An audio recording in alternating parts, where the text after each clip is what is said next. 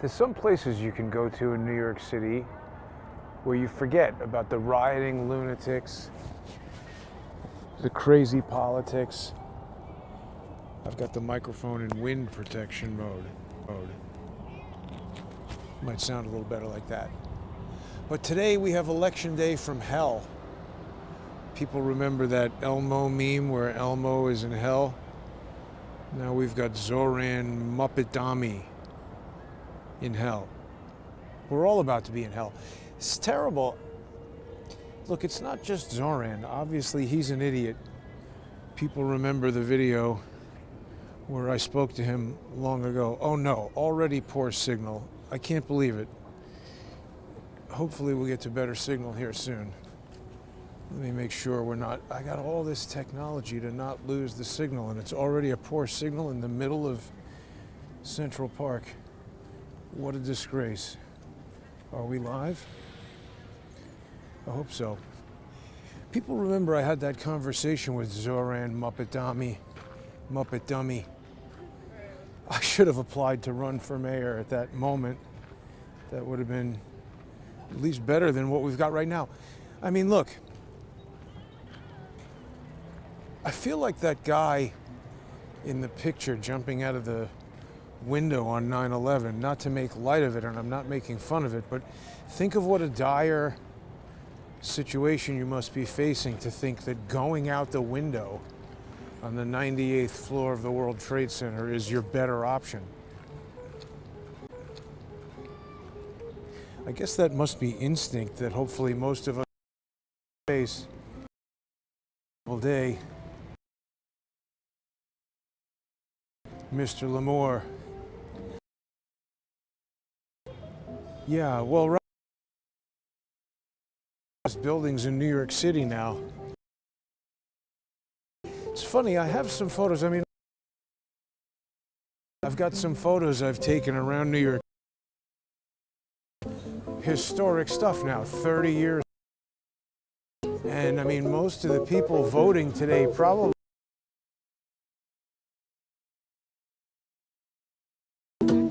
weren't even alive.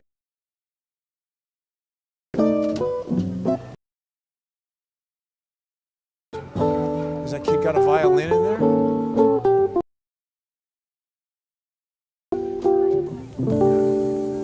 That's cool.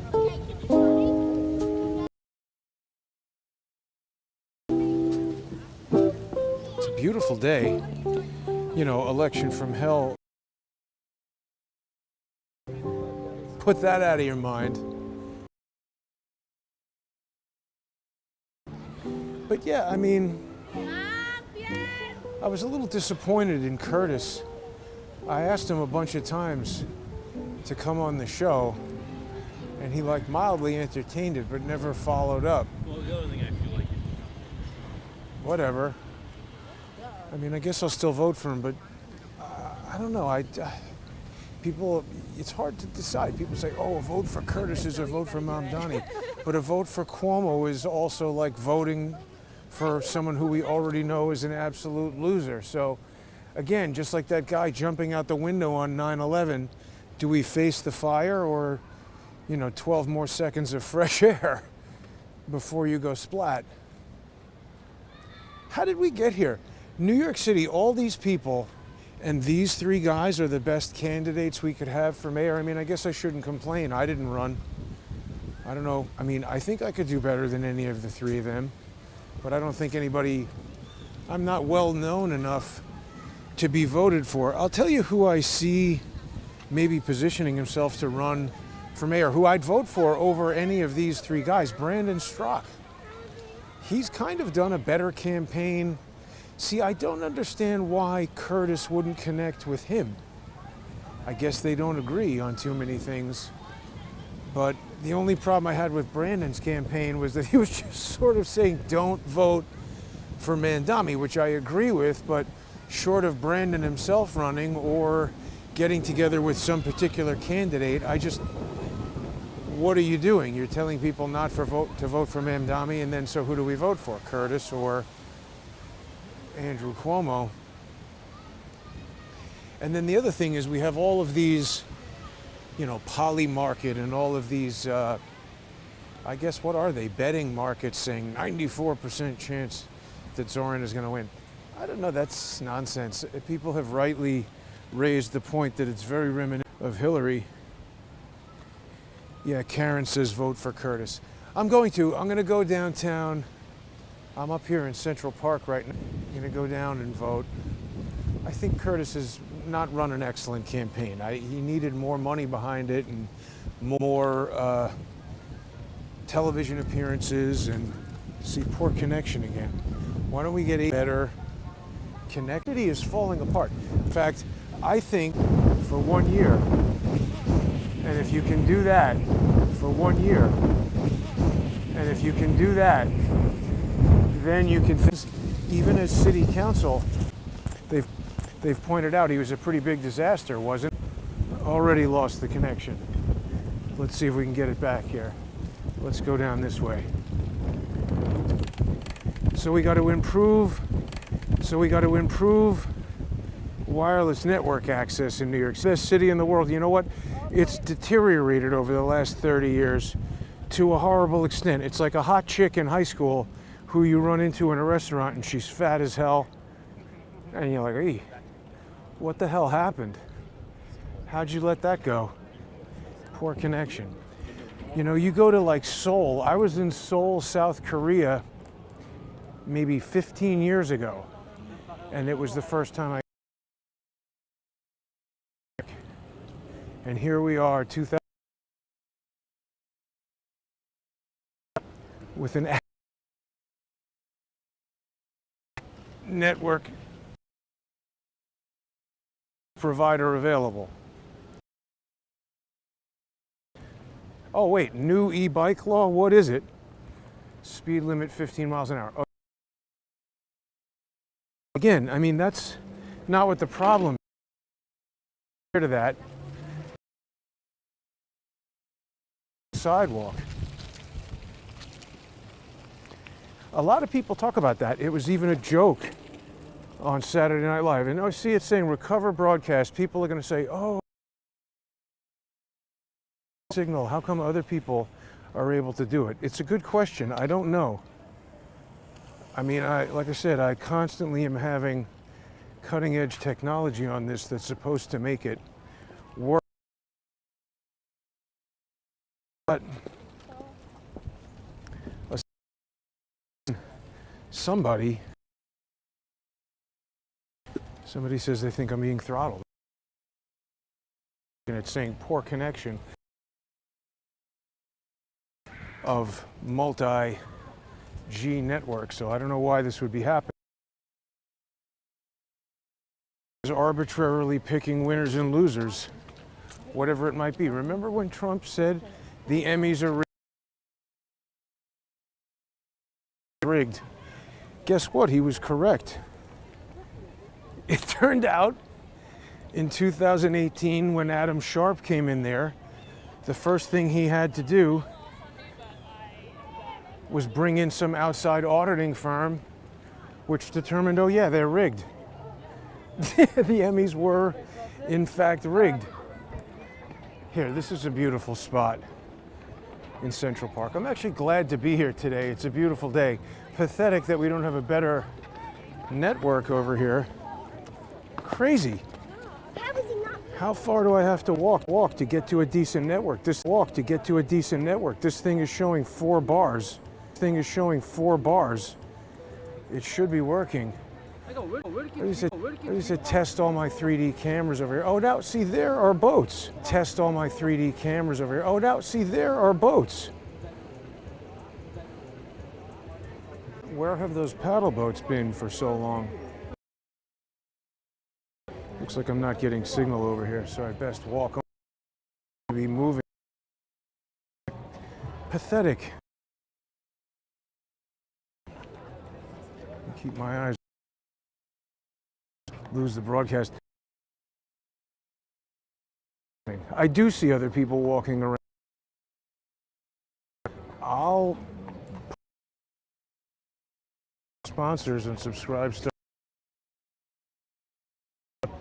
/crowdsource the truth. crowdsourcethetruth.substack.com, and on not working. Maddening.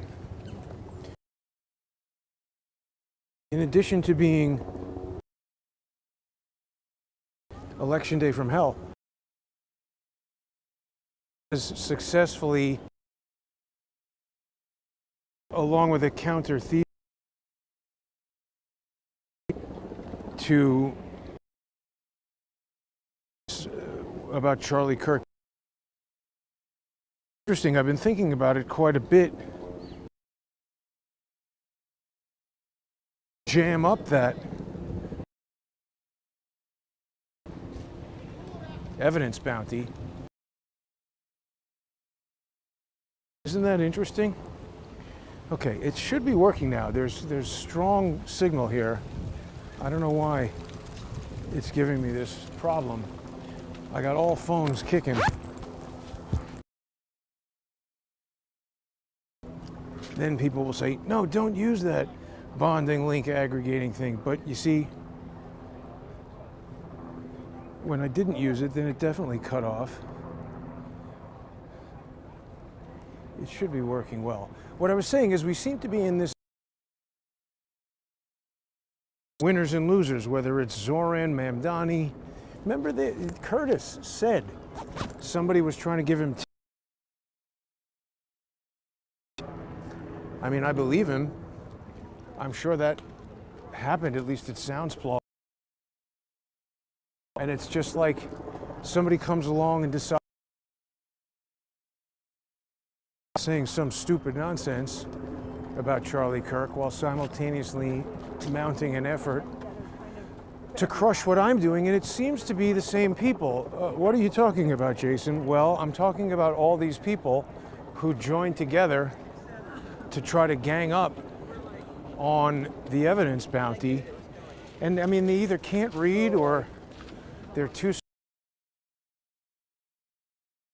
connection again, reconnecting. So I might have to stay on this. But because it wasn't just get the evidence. I was so adamant, frames per second. That video that showed now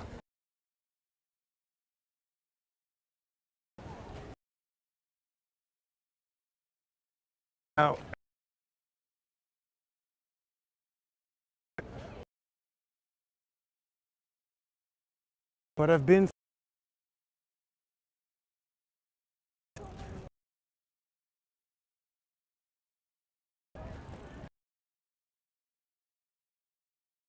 and those guys just say,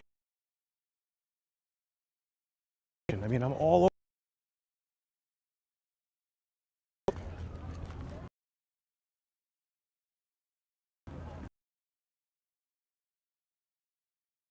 over me as well. And perhaps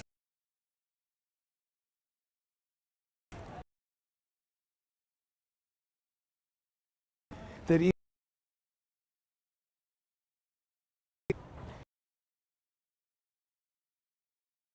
reach the strongest signal, and none of that is working. So either it's not technically feasible to walk around doing an under 3 megabit per second video broadcast in New York City, which is what I'm saying is pathetic. We should have more network bandwidth in 2025. Or someone is deliberately doing something to stop these broadcasts. I don't know which it is. I appreciate the people who are sticking around and watching, but please don't give me unsolicited technical support.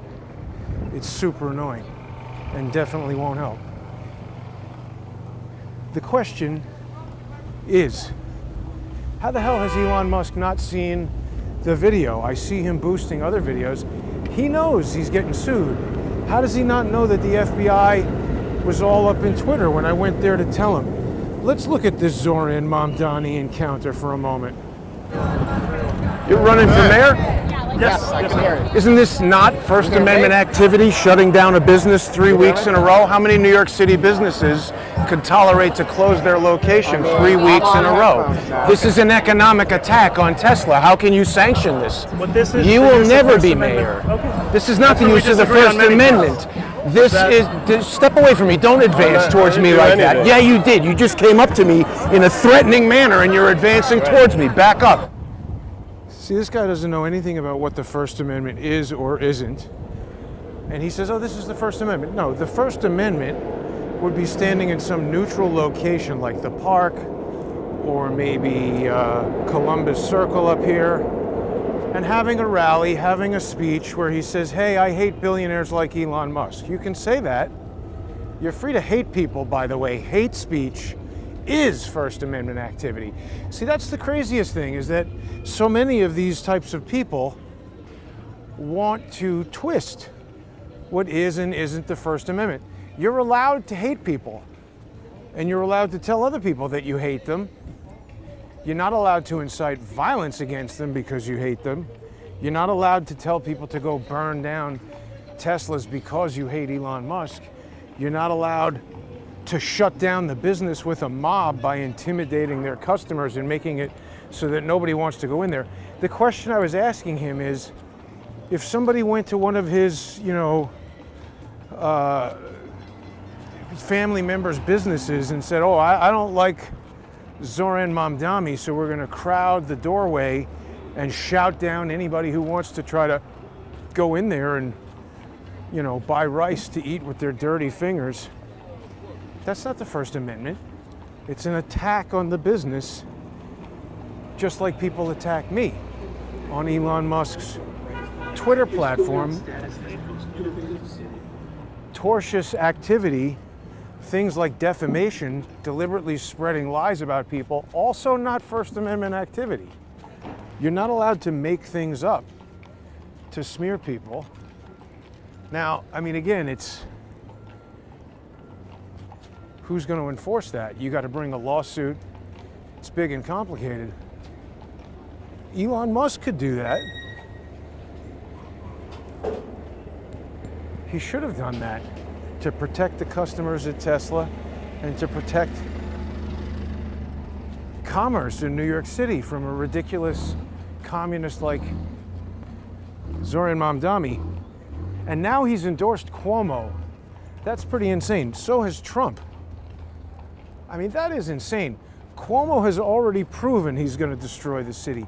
Look, that's the strongest reason to vote for Sliwa, is that he's the one guy out of the three who doesn't come out right and say, here's my plan to destroy New York City.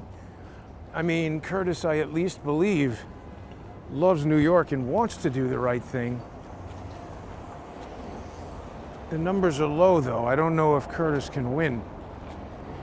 I greatly object to the notion of voting for somebody to prevent somebody else from winning. Like all these people are like, blame Curtis for if Mamdani wins. Why don't you blame Cuomo? He lost the primary and refused to listen to the people and leave the race. If it was just Curtis versus Mamdani, everybody's talking about Mamdani versus Cuomo, that he would win. But that's like saying Mike Tyson versus Jason would win. How did that become the contest? Shouldn't be. Now, what do we have going on here? It's a big tent. Oh, maybe this is something for Election Day?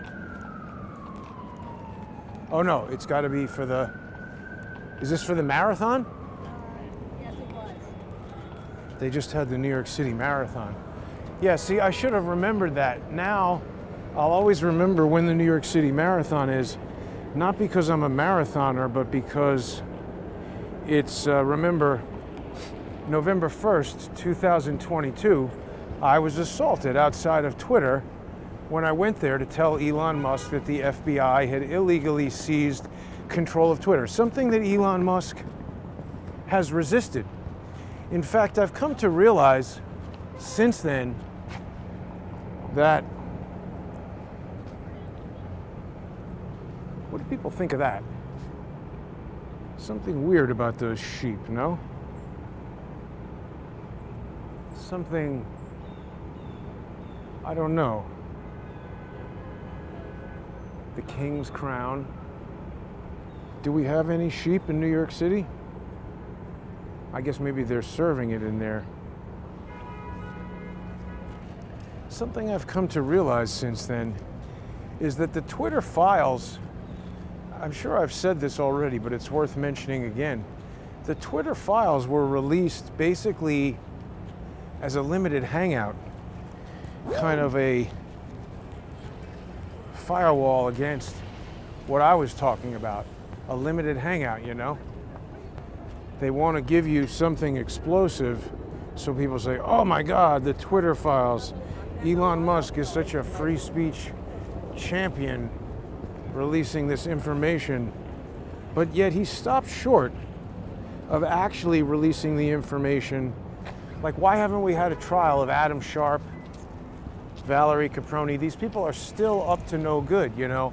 We have all this stuff with Comey and Arctic Frost, and what's Comey's lawyer's name? Jim, who remembers Comey's lawyer's name? I'm forgetting it right now. Joe Hoft had an article about him talking about how he could have stopped 9/11, which Zoran Mamdani's aunt or whatever doesn't want to go on the subway because of 9/11. But Joe Hoft had this article that this guy, who remembers Comey's lawyer's name? That guy could have stopped 9/11. I think Joe Hoft is a nice guy, but I think he didn't quite have that story completely. I mean, the fact that he's covering it at all, is very good. But there's a lot in between the lines there, because he started talking about Valerie Caproni. Ask Dinesh D'Souza what? About sheep? He started talking about Valerie Caproni and Gregory Scarpa, who, if people don't know, Gregory Scarpa was a mafia informant for many, many years who was working with the FBI. And he's one of these, you know, he's like a lesser known Whitey Bulger, where the FBI, including, you know, Andrew Weissman and Valerie Caproni, were apparently letting this guy commit murders. Remember when I interviewed that guy, Lynn DeVecchio? He was a nice guy. Again, I think he didn't realize what they were doing, or maybe he did and he can't talk about it, but he was getting jammed up. You don't need a hotel. He was getting jammed up because the FBI tried to throw him under the bus, saying that he was working with the mafia to give him certain information to help the mafia kill people. And he said he was innocent. I believe him. I think it was Weissman and Caproni and all them who were giving all that information. And then you see Weissman has that 7 million or 9 million, whatever it is, that super expensive apartment that he got with the loan. Was it First Republic? A week before it went into FDIC receivership, and he bought the property from Jeffrey Epstein's unindicted criminal co-conspirator. How is all of this? I'm not saying the Epstein list isn't important, but nobody's paying attention to any of this. There's so much crazy stuff that goes on. Now, what's going on here? We have a line of these bikes. This is the craziest of crazy bikes on the sidewalk. Infractions. I don't know. I don't think there's any chance I could have won, but I really should have run for mayor. I would have run on the zero tolerance for bullshit policy. Riding a bicycle on a sidewalk would have become a major offense, because it's like that broken windows policing, right? If you let people know that the cops aren't messing around, you know, you stop people who are doing these petty crimes, jumping the turnstile in the subway. I would have started with the NYPD traffic cops. There's so much waste, and the fat people working in the park. I would have said, okay, first of all, if you're going to wear a badge and carry a gun in New York City, there's going to be pretty stringent physical fitness requirements. You're going to need to be able to run at least a mile without passing out and dying. Because if you can't do that, you're not sufficiently physically fit to carry a gun and decide who's getting shot with it. And, you know, Eric Sanders, former NYPD and current lawyer of Sal Greco, he said that he objected to the removal of these physical fitness requirements. He also pointed out this is not just me discriminating against physically unfit people. He said that there were statistics about certain violent criminals saying they did whatever kind of assault on the cops because they looked at the 5'1" fat female cop and decided I could take this person. Whereas if you're 5'10" or taller and physically fit, I mean, I don't know what the requirements are for the cops, but you know what I'm saying. When somebody feels like, ooh, you know what? These people are gonna kick my ass. There was that guy Powlett, who I was speaking to outside of the 10th precinct. The dude was gigantic. You'd be an idiot to mess with him. He'd crush you with his fist. Here's Trump, whatever, International Hotel. This gets less attention than Trump Plaza because he never lived in there, as far as I know. Also, I don't know if it's exactly a hotel. I guess it must be, but I think people live in there. I don't know. And you know, really it was Trump who kind of transformed the city. People were talking about these big, gigantic buildings over there. Those are residential buildings, as is this primarily. I mean, this is retail, residential, and office, which is even newer idea. But you know, when Trump built Trump Plaza in the 80s, people thought he was nuts. You didn't have high-end residential buildings, condos for millions of dollars in the middle of New York City. That was still a time when you had, you know, people manufacturing watches and having printing presses in buildings in the middle of New York City, something that you absolutely don't have now. I don't know, maybe this is old man crap lamenting what was going on 30 years ago, but it certainly seems like things are much worse, doesn't it?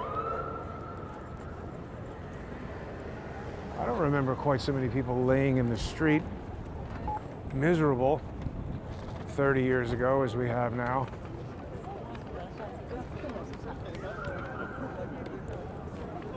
So what will happen? We're going to get either Zoran, Andrew Cuomo, or Curtis.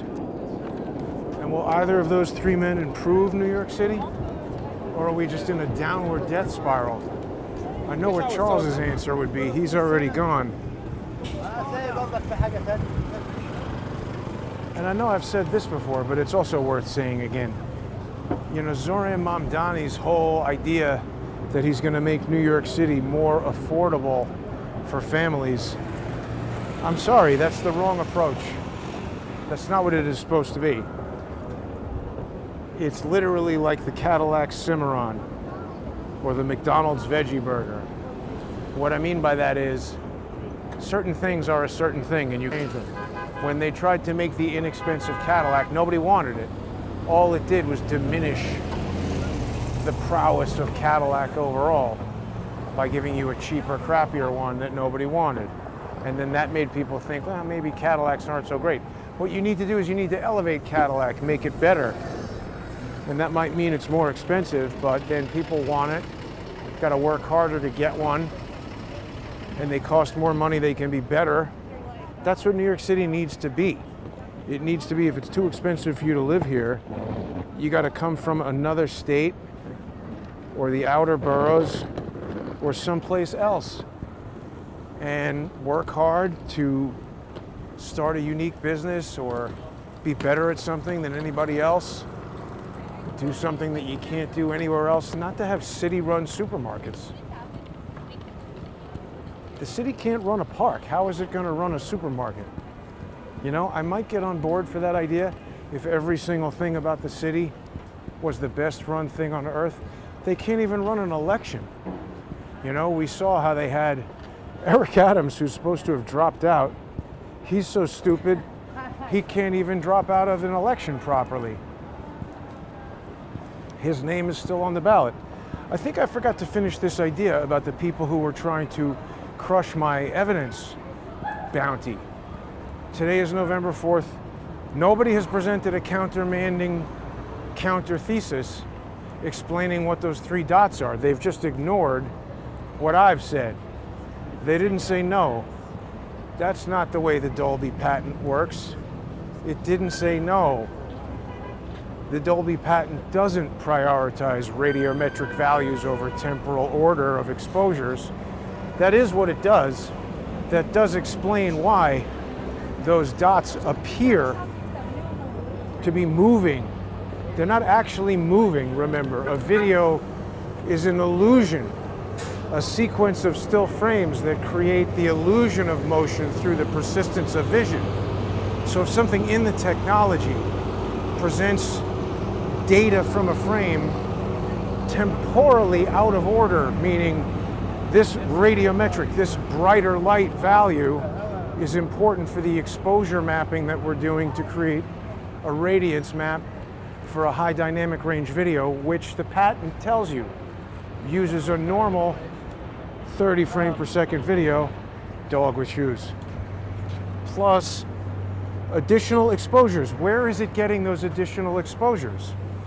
From the 240 hertz stream of video data that the phone is collecting. So those are frames. There was that idiot Tyler, what's his last name?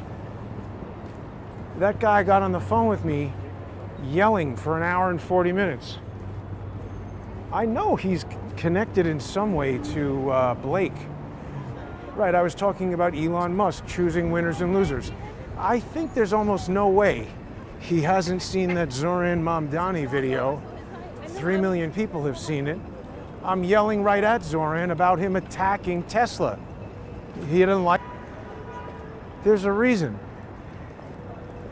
He's not interested in knowing that the FBI has illegally infiltrated Twitter right before he's about to buy it.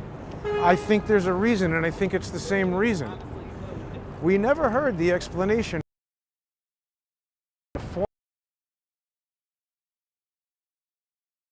Large Al-Walid bin heard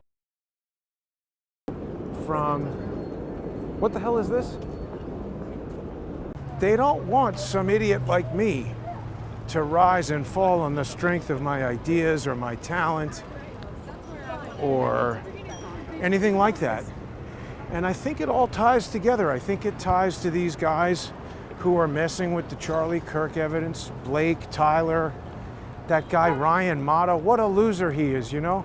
I found out he was bankrupt in 2011 or something like that. Look, it happens. I have friends who have been through bankruptcy. But I don't know, does that make him a pillar of integrity?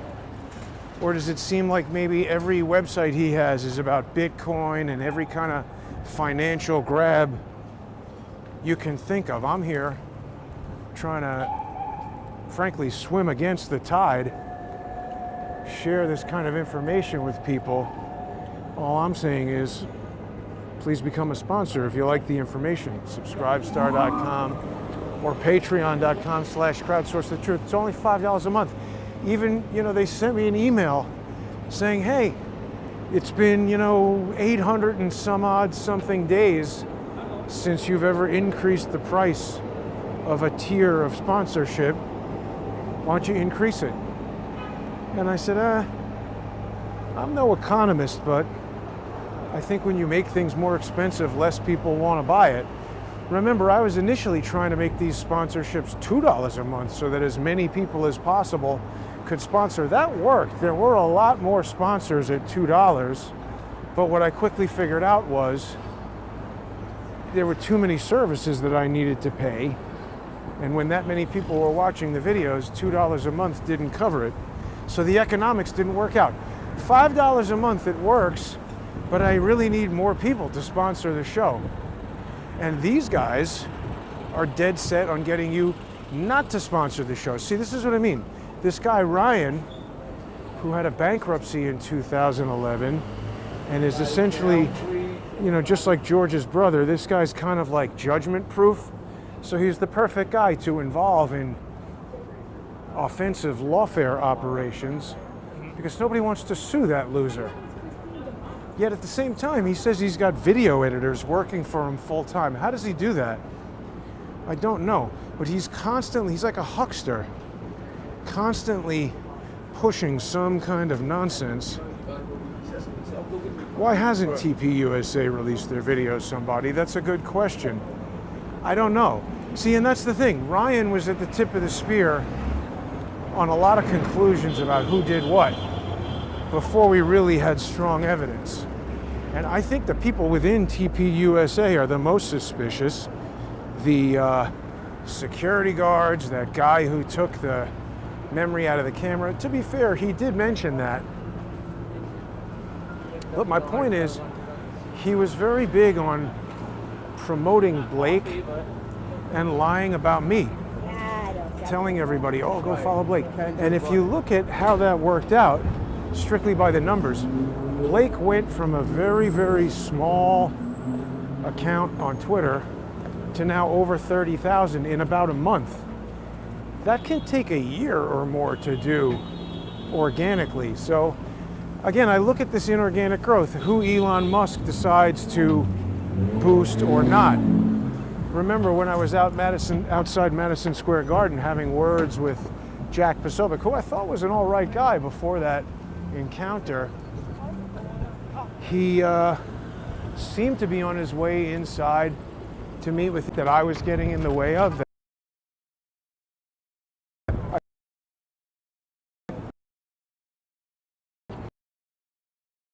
Any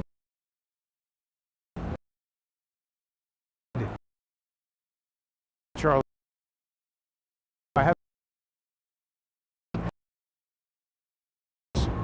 I think people like, maybe not specifically, but Hearst, Rothschilds, all these big billionaires. Uh-oh, I'm frozen. What happened? We're frozen. Can we get the video back? Let's see what happens if we disconnect this. Let's take a station break for a moment and try and get that camera back. Input. Is it going to work? Oh, I think so. Nice. Saved it. Good. I think there are people, billionaire type people, international mogul type people, Hearst, Musk, Zuckerberg, Gates, the list goes on and on, Rothschilds. They want us all fighting, you know? Nazis versus Jews, black versus white, Israel versus Palestine. And they just want to stoke the flames of those fights. They want to get me into those fights. Isn't that what Tyler did? Here's a new Whole Foods, or at least one I didn't know about. They just want to stoke both sides of the fight, make hatred reign, Black Lives Matter, all that stuff. You know, that's what Zoran Mamdani is all about, stoking those flames. That was never an issue. When he was 8, honestly, I don't remember anybody ever. I mean, when I was in high school, I had Muslim friends, and we never even thought about it or talked about it. Really. If you think about it, 9/11 actually was a really polarizing event. And, you know, there's, people saw I did that video with Charles with Ron Chapman. Do people remember that video? He's a smart lawyer. I like Ron Chapman. Good information with us. Real bring.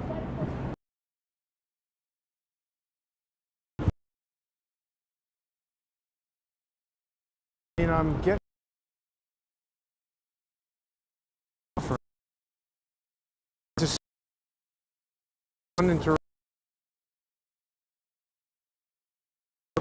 on subscribestar.com and patreon.com. Yeah, I see it says poor connection, reconnecting, but this thing says 4 bars of 5G, so what the hell? Let's see. We'll put it on subscribestar.com and patreon.com/crowdsourcethetruth, crowdsourcethetruth.substack.com. For people who follow me on X, you also get access to uninterrupted posted and other sponsor exclusive content. Follow me on X at JG_CSTT and subscribe there. But yeah, they just seem to want to stoke division, polarize people over something, you know? My issue with Mandami is not that he's a Muslim. It's, first of all, we need to clearly distinguish something. Like I was just saying, I had friends in high school who were Muslim. They're not Islamists. That's an important difference. It's like the difference between somebody who is Jewish and somebody who is a Zionist. And by the way, I think in both of those camps, there's a lot of Muslims who say, yeah, I'm an Islamist because they like Islam, but that's not what I'm talking about. I'm talking about the radicals in those political movements. It's actually an interesting parallel, right? Because, you know, being Muslim or being Jewish is potentially separate from being a Zionist or being an Islamist, but there's a lot of people who want to push the moderate people on both of those sides into one camp or another. And they do it by stoking hatred, you know? So that's really what that guy Tyler and Ryan, those guys are despicable because they're guilty of that, you know, stoking this polarization. I don't want to encourage people to watch this because I think it was a wreck, but when Tyler was trying to basically, you know, crap on the evidence bounty, ignore the terms and conditions, and just send a file that he thought satisfied it and say, give me the money.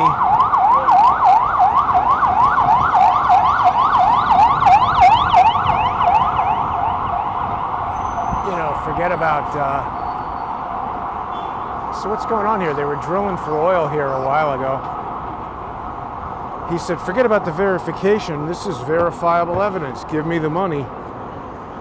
He tricked me into participating in an X space that was supposed to be all about Dolby Vision HDR, MPEG HEVC and the high 10 profile and how HDR video gets encoded with MPEG, and he allowed in a bunch of anonymous guys who wanted to ask me about the USS Liberty and Benjamin Netanyahu and a bunch of things that I don't have particular knowledge or expertise in and wasn't the subject of the thing. And they became insulting and irate. And it was very unprofessional of Tyler. Oh, look at that. There's that Operation Mincemeat. David Hawkins would love that there's a Broadway show about Operation Mincemeat. Remember, that was the deception where they took a dead guy and put fake war plans in his jacket and then floated him ashore. Right, in World War II?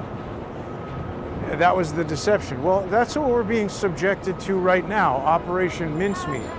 So they're going to work really hard to put Zoran Mandami in there because he's part of this deception. I mean, it's obvious. I don't understand Elon Musk because on the one hand, he's complaining, saying, oh, the election, you know, we've got Mandami on the ballot twice. We've got Eric Adams on the ballot. They're not checking people's ID. Well, you know, part of the problem is if you allow Twitter to be used as a social engineering platform, if you allow X to take over and deceive people into thinking it's free speech when it's actually a limited hangout social engineering platform, somebody says that X space was a train wreck. Obviously, that was his plan from the beginning, to trick me. Just like Operation Mincemeat, sticking plans in the dead guy and floating him ashore, you pretend it's one thing when it's actually another. the evidence bounty has worked out really well, and thanks to everybody. I think it ends at 11:59 p.m. tonight. Check the terms and conditions, but it's got to be, right? November 4th is today, so 11:59 p.m. Potentially somebody still has the opportunity to present a counter thesis that'll disprove what I'm saying. But how are they going to do that? Again, you'd have to prove. See, Tyler just thought presenting a 30 frame per second video would do it. And that's the issue with not understanding what you're reading or talking about. It said that you need to present evidence that disproves the theory, not just present the original evidence. He thought that because the video was shot at 30 frames per second and not 240 frames per second slow motion, that had disproven the theory. But in fact, he actually strengthened and sharpened the thesis because he proved that the video was shot in a 240 hertz. Look, we have a Running Man remake. Oh, it just went away. Running Man remake coming to movies. It was shot in another 240 hertz mode of the iPhone, the Dolby Vision HDR. So again, that really clarified in my mind why we saw those 3 dots, because they were the brightest elements in that sequence. Jesus, this guy's like throwing up and lurching around on the ground. This guy's crazy. But yeah, watch out for the vomit. That clarified where those dots came from. Because they were the brightest elements in the frame, the Dolby Vision HDR process would preserve them. And right, I was talking about this before.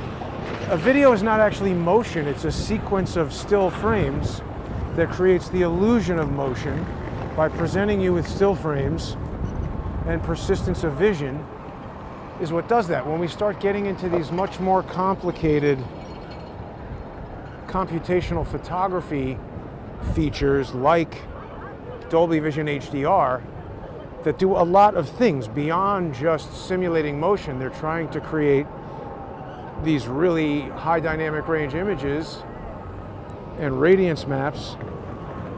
The patent tells you that it's storing these other exposures in addition to the 30 frames per second video. So that's more frames or elements from frames. You know, we want to get into the semantics of the words. The other thing is the guy was going crazy with not letting up. This movie was such a flop, Tron Ares. There was somebody who said she loved it and was upset that I said it was going to be a flop. I thought it actually looked cool and wanted to see it. I didn't even realize it flopped. Maybe they did a bad job of advertising it, or maybe maybe movies are passé. Here's Microsoft.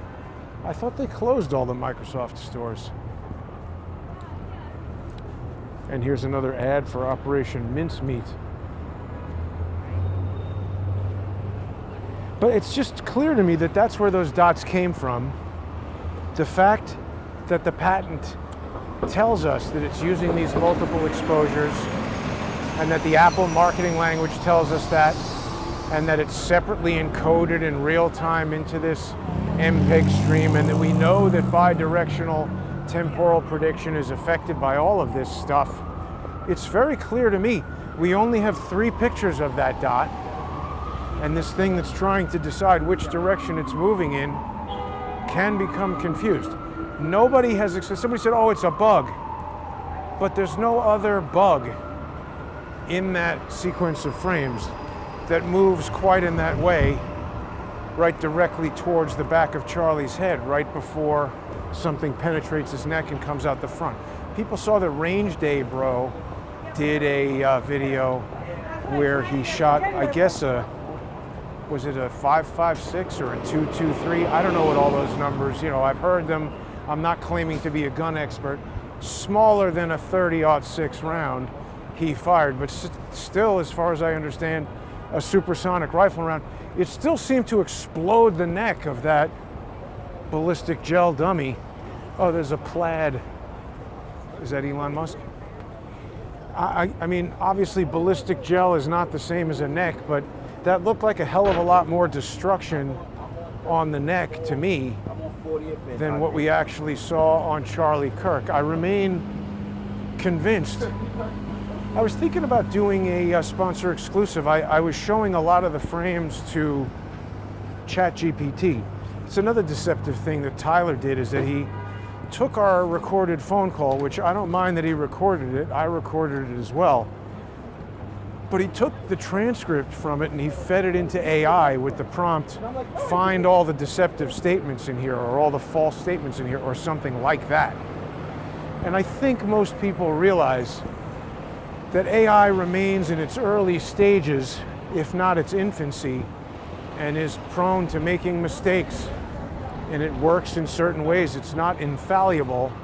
When you prompt it to find a false statement, it's going to search for something that has the highest probability of being false, and maybe even tell you that something is false when it isn't. And, you know, he treated that like it was some sort of finding in court. He didn't know what he was asking it for. And I told him after he presented me with that, I said, hey, Tyler, you know, the conversation that I have with you, a digital video novice and a human on the phone, is vastly different than the way I would prompt an AI for answers about this. So again, he wanted me to play his stupid game, and he's like, oh, well, how would you prompt it? Prompt it this way, prompt it that way. And the answer is the whole thing would be set up entirely differently. And you can't just, you know, take a contemporaneous and contentious phone call and ask whatever he wants to ask AI and then say that's the definitive answer about it. What I was doing the other day that was quite interesting is I gave it a sequence of images. And by the way, there's a lot of things that the AI doesn't even want to tell you about this, because it'll say things like, I can't give you information about whether something did or did not cause a fatal injury to an actual person. And then I would tell it, well, I just want to analyze the physics of this. Look at the shirt puffing out. I was asking it specifically if a 50 caliber round going 500 feet per second, and by the way, that's approximate. Another stupid idiot in this whole mix is Gary Melton, who's like, Jason thinks it was an air gun. You're talking about 75 joules and you need at least 200 to be fatal or whatever. Well, first of all, what Gary was talking about was like a 22 caliber, 100 grain round or something. What I'm talking about is they have 50 caliber 300 grain rounds that generate 200 plus joules of energy. And that absolutely by the way, I didn't know that until I listened to what Gary was saying. I looked up the type of gun that I think they're using, 50 caliber, with a muzzle velocity of 500 to higher, 500 to 800 feet per second. You can regulate these things. They have a little Allen key that you can turn that affects the air pressure, so you can kind of customize the muzzle velocity. So it's almost as if somebody who knows a lot about guns said, okay, we want to pretend we're shooting Charlie Kirk from the front. Maybe they didn't want this shot from the rear to come out the front of his neck at all. And if you asked somebody like Gary, he might tell you, well, 200 joules might be enough to kill him if you hit him in the back of the head, but it won't penetrate. And then that way you can say, oh, he was shot from the front, that's why there's no entry wound, because everybody agrees it's difficult to see an entry wound, and he'll be on the ground before anybody knows what's what.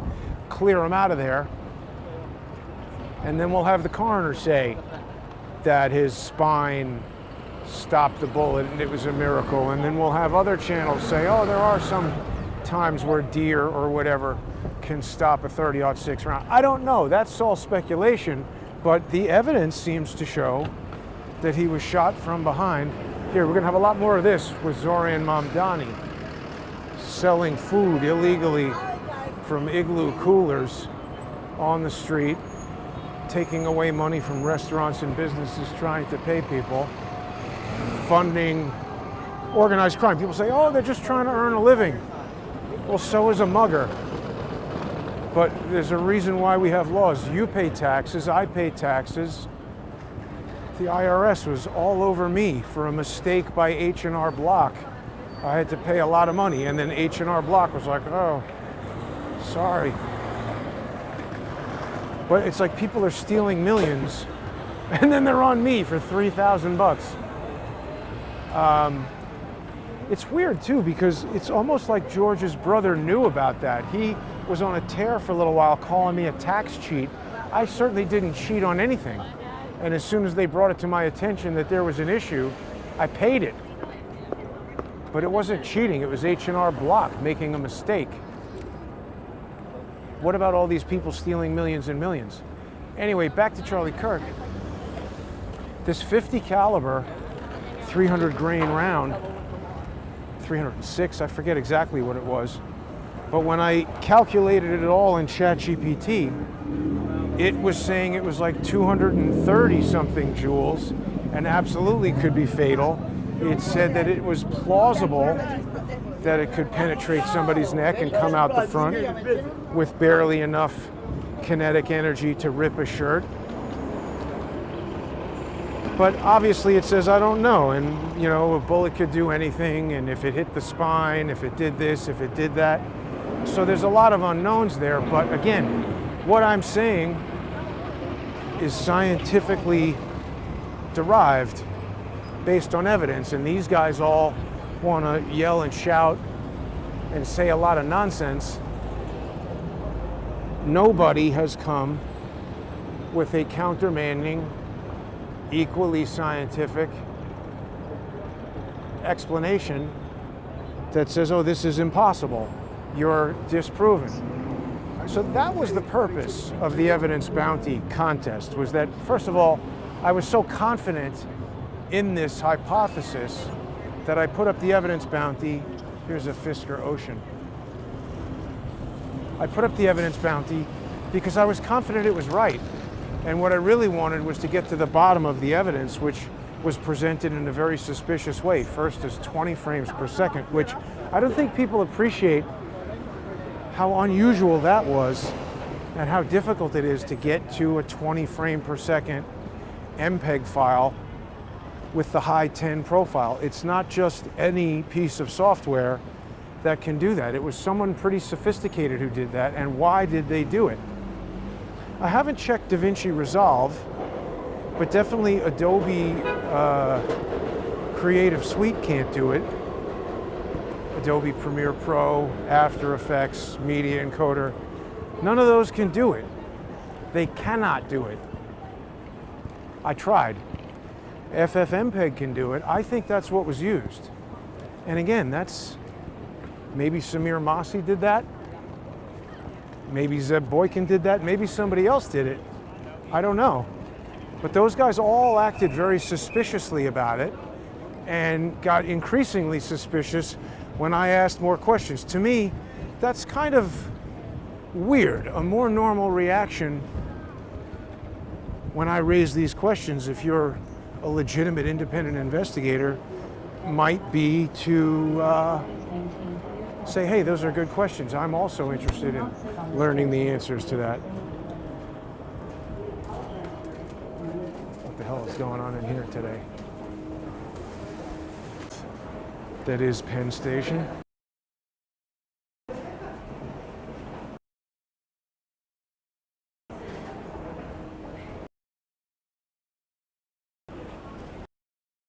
Wretched this COVID was. Oh, docks now? Missed it. There was an ad there for a. They're trying to make it like a plane now. Poor connection. Side here before.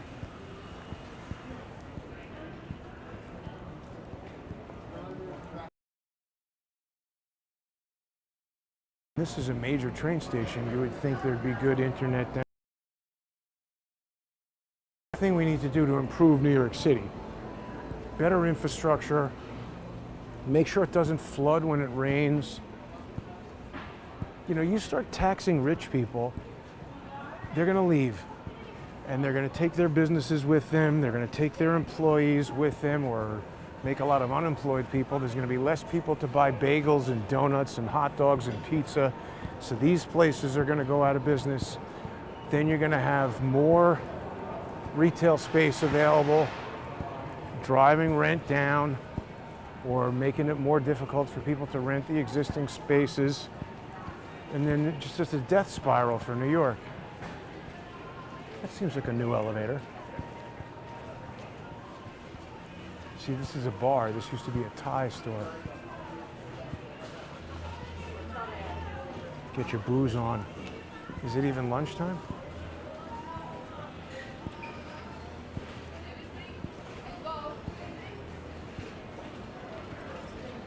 A lot of booze.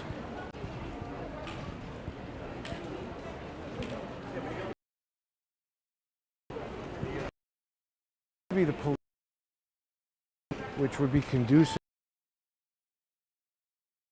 and criminality and criminality.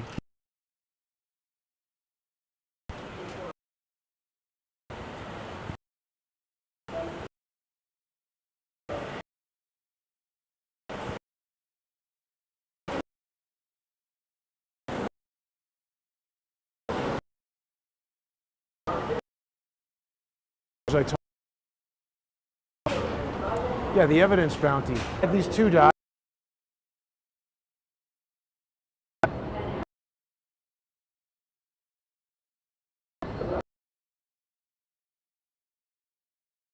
Because to appear out of order, making them look like they're moving away from the guy.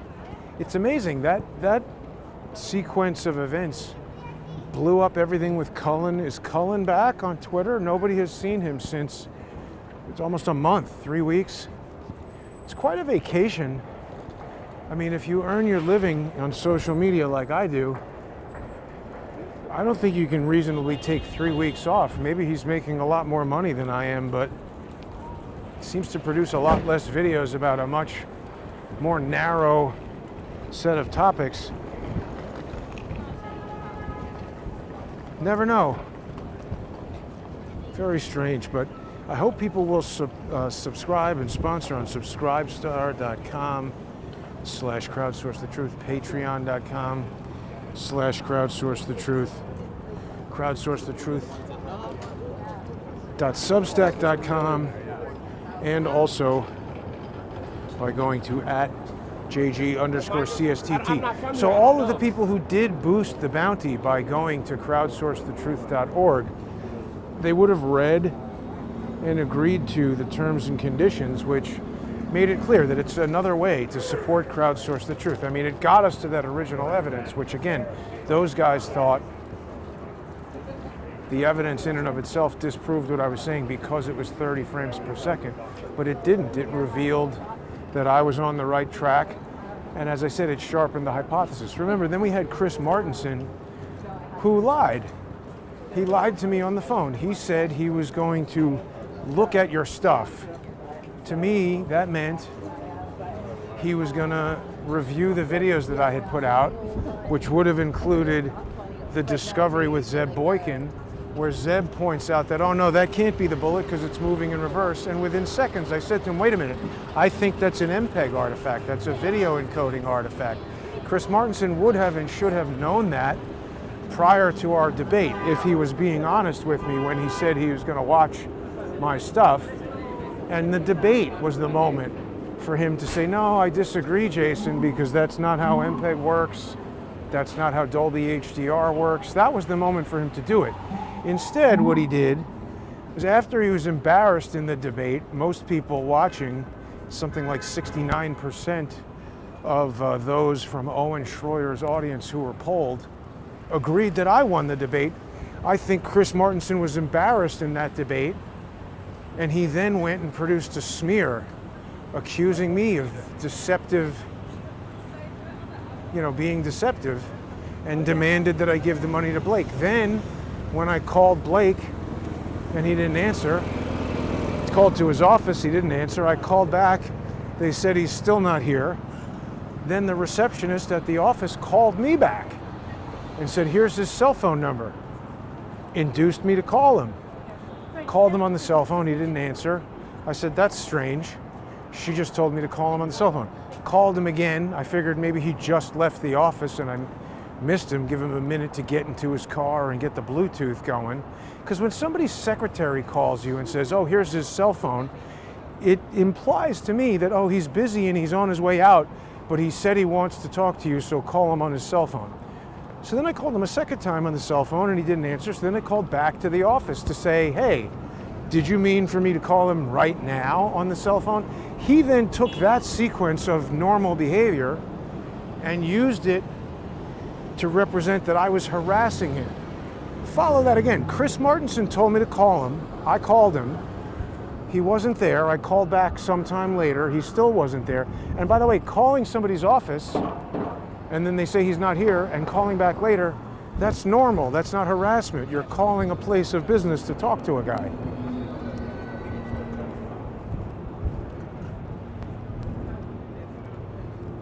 Oh yeah, we also have people running for DA and stuff.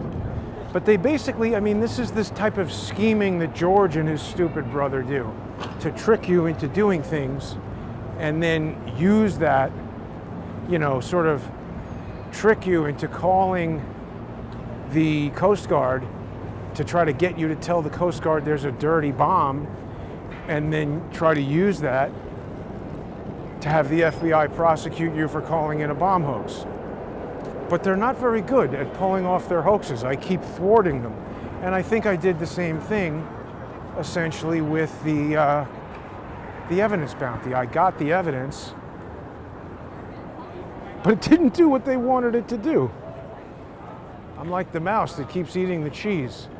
Yeah, yes, he grew up there. Yeah, he's getting his master's at Harvard. We tell him. Trans people for Zoran or something. Well, anyway, it's a beautiful day in New York, except for it being the election from hell. I'm almost done with my walk. Anybody have any comments or insights they'd like to share? It's been low viewership, I guess, because of all the buffering. Sorry about that, folks. Somebody says, what do you need a suit for, Charlie? You got no job to wear it to. I don't get it. So, RR says, do we really know that Kirk is dead? I mean, you want to get into a philosophical conversation. Do you really even know that you're alive? Is anything around us real? At some point, you know, I don't know. I saw a lot of videos that looked like he got shot and a fountain of blood came out of his neck. I'm pretty confident he's dead. It's a lot of things that we were lied to about, but it looks like he is dead to me. I mean, again, I am open to entertaining anything, no matter how fantastic, but extraordinary claims require extraordinary evidence. A lot of people like to just make extraordinary claims and then not provide the evidence. I think discerning viewers recognize that is not what I do. I presented a thesis that is quite contrary to the mainstream story that Cash Plane Ride Patel wants you to believe, but I presented a whole lot of scientifically backed evidence to support it, and nobody can prove me wrong. Thanks for watching, everybody.